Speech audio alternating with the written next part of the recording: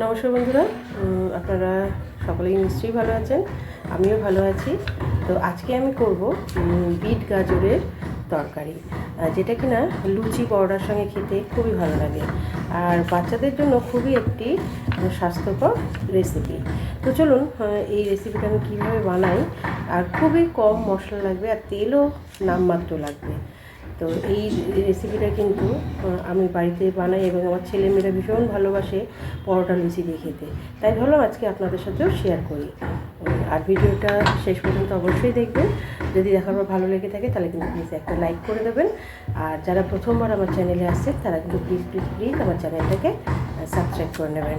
তাহলে প্রথমে বিট গাজর আর বিনসটা আমি কেটে নেব। তার সাথে একটু আলু এবং কিছুটা কড়াইশুঁটিও ছাড়িয়ে নেব। তো দেখুন, এই যে আমি সব সবজিগুলো কেটে নিয়েছি ছোট ছোট করে। বিটটা আমার একটু অল্প ছিল, তো এরকম পোস্তর মতন কিন্তু আলু, গাজর, বিনস আর কড়াইশুঁটি ছাড়িয়ে রেখেছি। এই সবজিগুলো দিয়েছি। আপনারা চাইলে কিন্তু এর মধ্যে ব্রোকলিও দিতে পারেন। তো প্রথমে আমি কড়াইটা ভালো করে গরম করে নিয়েছি। এর মধ্যে দিয়ে দিলাম একটু সাদা তেল, তার মধ্যে দিয়ে দেব সাদা জিরে এবং শুকনো লঙ্কা ফোড়নে। এবার আমি প্রথমেই দিয়ে দেব আলুগুলো একটু ভাজা ভাজা হয়ে গেলে তারপর বাকি সবজিগুলো দেব। তো আলুটা প্রথমে দিয়ে একটু নাড়াচাড়া করে নেব। আপনারা কিন্তু চাইলে এর মধ্যে ফোড়নে কিন্তু একটু হিংও দিতে পারেন, কিন্তু আমাদের বাড়িতে হিং খেতে অতটা পছন্দ করে না, ওর জন্য আমি হিং দিলাম না। এরপর সবথেকে শক্ত যেটা বিট, এই বিটটা দিয়ে দিলাম। বিট আর আলু ভালো করে একটু ভাজা ভাজা করব। তারপরে আস্তে আস্তে গাজর, বিনস, কড়াইশুঁটি এগুলো দিয়ে দেবো। তো এখন আমি গাজরটা দিলাম। গাজরটা দিয়েও আমি ভালো করে সবগুলো একসাথে ভেজে নিলাম। এরপর আমি দিয়ে দিলাম সামান্য লবণ। প্রথমেই কিন্তু আমি বেশি লবণ দেব না, কেননা এটা একটু মিষ্টি মিষ্টি ভালো লাগে। তো অল্পটাই দেব, পরে একটু চেখে দেখব। যদি নুনটা ঠিক থাকে তাহলে কিন্তু আর দেব না।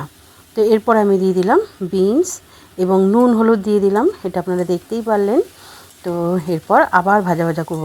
এই তরকারিতে কিন্তু জল একটুও লাগবে না, জল ছাড়াই দেখবেন সব সবজিগুলো খুব সুন্দরভাবে সেদ্ধ হয়ে যাবে। একটু ঢেকে ঢেকে আস্তে আস্তে নাড়িয়ে নাড়িয়ে করতে হবে রান্নাটা। তো প্রত্যেকটা বাড়িতেই কিন্তু এই সমস্যা থাকে যে বাচ্চারা সবজি খেতে চায় না। তো আমি এইভাবে কিন্তু সবজি ওদের ভীষণই টেস্টিভাবে করে দিই, ওরা কিন্তু খেয়ে নেয়। তো সবজি খাওয়া নিয়ে কোনো কিন্তু না বলে না। তো আপনারাও কিন্তু এইভাবে বাচ্চাদেরকে সবজি তরকারি করে দিতে পারেন। তো দেখবেন বাচ্চারা নিশ্চয়ই সবজি খাবে, আর সবজি খাওয়াটা এখন খুবই দরকার। তো কড়াইয়ের ঢাকনাটা খুলে দেখে নেব যে কতটা বাকি রয়েছে। এই যে দেখছেন ভাপের যে জলটা, এই জলটাতে কিন্তু সবজিগুলো সেদ্ধ হয়ে যাচ্ছে। তবে আঁচটা কিন্তু মিডিয়ামে রাখবেন, খুব জোরে একেবারে দেবেন না, কেননা তাহলে সবজিগুলো নিচ থেকে পুড়ে যেতে পারে।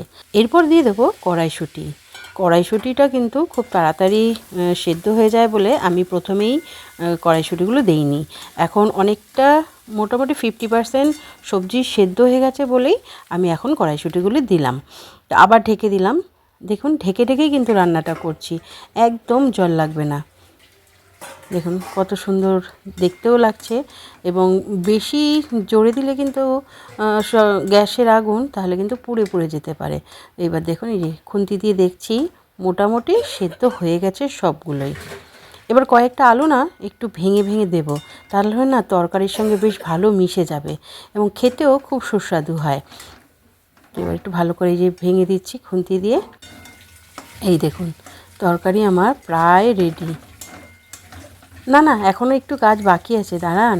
এই যে একটু চিনি না দিলে কিন্তু হবেই না, একটু মিষ্টি মিষ্টি হলে এই তরকারিটা খেতে বেশি ভালো লাগে। তারপরে দিয়ে দিলাম অনেকটা ধনেপাতা। এই ধনেপাতার চিনি দেওয়ার পর এই তরকারির স্বাদ কিন্তু একেবারে বদলে যাবে, দারুণ হয় দারুণ। রুটি পরোটা বা ভাতের সঙ্গেও কিন্তু খেতে পারেন। এই দেখুন মটরটাও সেদ্ধ হয়ে গেছে।